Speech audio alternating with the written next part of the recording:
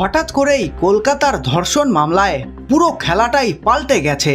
অভিযুক্ত সঞ্জয় এমন কিছু প্রকাশ করেছেন যা সিবিআইও আশা করেনি। কিছু সিসিটিভি ফুটেজ সবাইকে চমকে দিয়েছে। গণধর্ষণের অভিযোগ নিয়ে বড়সড় ইঙ্গিত দিয়েছে সিবিআই। সঞ্জয়ের নতুন বয়ানের কারণে এখন 6 জন সহ প্রিন্সিপালের বাঁচা মুশকিল বলে মনে হচ্ছে, যারা এখনো পর্যন্ত সঞ্জয়কে পেয়াদা বানিয়ে পিছনে লুকিয়েছিল। এখন আসল খুনি কে তা নিয়ে বিভ্রান্তি বাড়ছে। কিছু সিসিটিভি ফুটেজ এবং কিছু বক্তব্য পুরো ঘটনাকে ঘুরিয়ে দিয়েছে। আজ আমরা জানব কলকাতার ধর্ষণ হত্যা মামলা কেন ক্রমশ জটিল হচ্ছে, কেন সমস্যা বাড়ছে সিবিআই এর। সেই রাতের 4 জনকে নিয়ে অনেক নতুন তথ্য উঠে আসছে। সিবিআই এর সামনে এখন সবথেকে বড় প্রশ্ন এটাই যে সঞ্জয় ছাড়া ওই রাতে ওই মহিলা চিকিৎসকের সঙ্গে আর কে কে ছিল। বিস্তারিতভাবে জানবো সমস্ত কিছু, কিন্তু এগিয়ে যাওয়ার আগে আপনাদের লাইক আর সাবস্ক্রাইবের জন্য ধন্যবাদ। এখনো পর্যন্ত আশা করা হচ্ছিল যে সিবিআই এই মামলার সমাধান করে ফেলেছে, কিন্তু তখনই সঞ্জয় এমন কিছু তথ্য দিল আর এমন কিছু ফুটেজ প্রকাশ্যে এসেছে যার জেরে পুরো মামলায় ইউটার্ন নিয়েছে। এবার আমি যেটা বলছি একটু মনোযোগ সহকারে শুনুন। গত 8ই আগস্ট রাতে হাসপাতালের সেমিনার হলে ঘুমিয়েছিলেন একজন ট্রেনি মহিলা চিকিৎসক। ভোর 4:03 সঞ্জয় রায়কে সেমিনার হলে ঢুকতে দেখা যায়। কবির সিং স্টাইলে খুব দ্রুত বাইকে চেপে হাসপাতালে পৌঁছলেন তিনি। আপনারা টাইমিংটা ভালো করে মনে রাখবেন। তারপর তাকে 4:32 সেমিনার হল থেকে বের হতে দেখা যায় এবং 5 মিনিটের মধ্যে হাসপাতাল চত্বর থেকে বেরিয়ে যায়। অভিযোগ রয়েছে যে ওই 29 মিনিটে সঞ্জয় এই অপরাধ করে এবং সেমিনার হল থেকে বেরিয়ে যায়, অর্থাৎ গত 9ই আগস্ট ভোর 4টার পর তিনি এই অপরাধ করেন। গত 9 আগস্টের ঘটনা পুলিশের নজরে আসে যখন আরজিকর মেডিকেল কলেজ হাসপাতালের 3য় তলায় অবস্থিত সেমিনার হলে 31 বছরের মহিলা চিকিৎসকের অর্ধনগ্ন দেহ পাওয়া যায়। তার শরীরে কোনো কাপড় ছিল না, রক্তক্ষরণ হচ্ছিল এবং অনেক জায়গায় আঘাতের চিহ্ন ছিল। 36 ঘন্টার শিফটের পর বিশ্রাম নিতে সেখানে গিয়েছিলেন তিনি। ময়না তদন্তে তার শরীরে 16টি বাহ্যিক ও 9টি অভ্যন্তরীণ আঘাতের চিহ্ন পাওয়া গেছে। কারা তার শরীরে এসব হামলা চালিয়েছে তা খতিয়ে দেখা হচ্ছে। সিসিটিভি ফুটেজে দেখা গেছে সঞ্জয় রায়কে 4 আগস্ট হাসপাতালের চেস্ট বিভাগে নির্যাতিতা ডাক্তার এবং অন্যান্য ব্যক্তিদের দিকে তাকিয়ে থাকতে দেখা যায়। সে সময় তার উদ্দেশ্য বেশ বিকৃতি ছিল। তবে এবার জেনে নিন সবচেয়ে চমকপ্রদ ব্যাপারটি। সঞ্জয় রায়, যিনি 31 বছর বয়সী ডাক্তারকে ধর্ষণ ও হত্যার দায়ে কারাগারে রয়েছেন, তিনি কারাগারের নিরাপত্তা কর্মীদের বলেন এ মামলার বিষয়ে তিনি কিছুই জানেন না। শুক্রবার শিয়ালদহের বিচার বিভাগীয় ম্যাজিস্ট্রেট আদালতে তিনি একই কথা বলেন।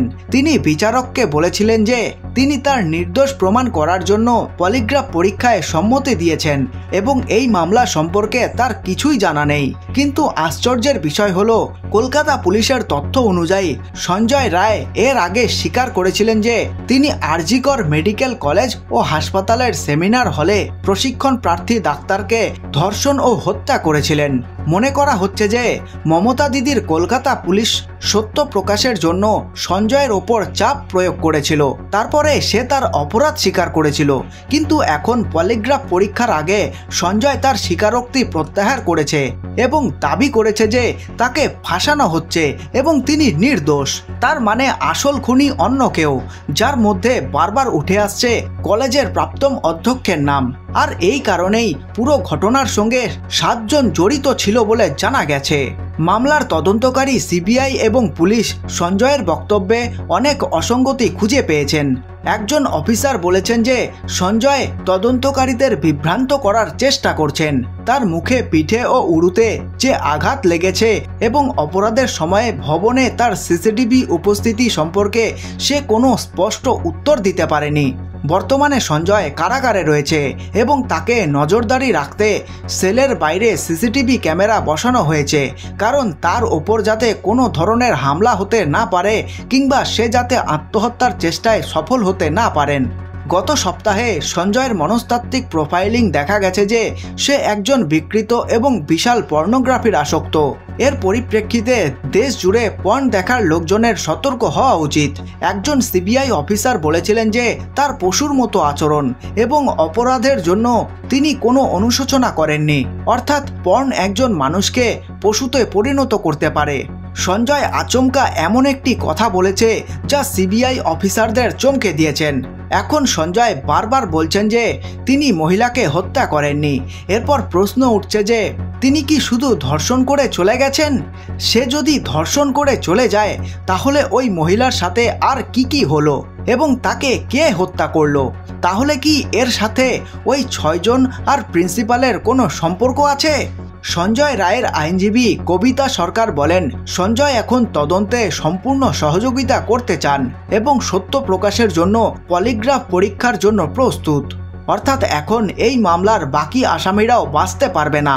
অ্যাডভোকেট কবিতা আরও বলেন, পলিগ্রাফ পরীক্ষার জন্য যখন সঞ্জয়ের কাছ থেকে সম্মতি নেওয়া হয়েছিল তখন তিনি নিজেই সেখানে উপস্থিত ছিলেন এবং সঞ্জয়কে বুঝিয়েছিলেন যে এই পরীক্ষাটি কি। সঞ্জয় তখন রাজি হন এবং বলেন যে তিনি মানসিকভাবে অনেক চাপের মধ্যে আছেন, কারণ তার বিরুদ্ধে মিথ্যে অভিযোগ আনা হয়েছে। তিনি চান সত্যিটা বেরিয়ে আসুক। সঞ্জয়ের এই বক্তব্য পুরো কলকাতার দৃশ্যকে পাল্টে দিয়েছে, কারণ এতদিন সঞ্জয় যাকে পেয়াদা বানানো হচ্ছিল সে এখন ধীরে ধীরে মুখ খুলতে প্রস্তুত হচ্ছে।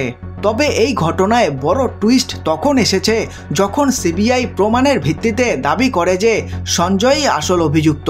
সিবিআই হাসপাতালের সিসিটিভি ফুটেজ ও অন্যান্য বৈজ্ঞানিক প্রমাণের বরাত দিয়ে জানান 8 ও 9 আগস্ট সঞ্জয়কে বেশ কয়েকবার হাসপাতালে আসতে ও বের হতে দেখা গেছে। সিবিআইয়ের দাবি 9 আগস্ট রাতে ওই মহিলা চিকিৎসকের সঙ্গে এই জঘন্য অপরাধ করেছিলেন সঞ্জয়। কিন্তু তা সত্ত্বেও এখনও অনেকগুলি দিক বাকি রয়েছে যা এখনও তদন্ত করা হয়নি। মনে করা হচ্ছে যে কলকাতা পুলিশ যেভাবে মামলাটি শুরুতে পরিচালনা করেছিল তাতে স্পষ্ট হয়ে যায় সঞ্জয় অভিযুক্ত, তবে অনেক কিছুই গোপন করা হচ্ছে বলে মনে করছেন বিশেষজ্ঞরা। এছাড়া ঘটনার রাতে সঞ্জয় রায়ও একটি রেড লাইট এলাকায় গিয়েছিলেন বলেও তদন্তে জানা গেছে, কিন্তু সেখানে তার লালসা মেটাতে পারেনি সে, আর সেখান থেকে ফেরার সময় এক মহিলাকেও শ্লীলতাহানিও করেন, যা থেকে বোঝা যায় রেড লাইট এলাকা থেকে ফেরার সময় তিনি অত্যন্ত বিপজ্জনক হয়ে উঠেছিলেন এবং সবকিছু করতে প্রস্তুত ছিলেন। এই ঘটনায় আরজিকর মেডিকেল কলেজের প্রাক্তন অধ্যক্ষ সন্দীপ ঘোষকে ক্রমাগত জেরা করছে সিবিআই, কারণ সঞ্জয় রায়কে তিনি বাঁচানোর চেষ্টা করেছেন বলে সন্দেহ করা হয়েছিল।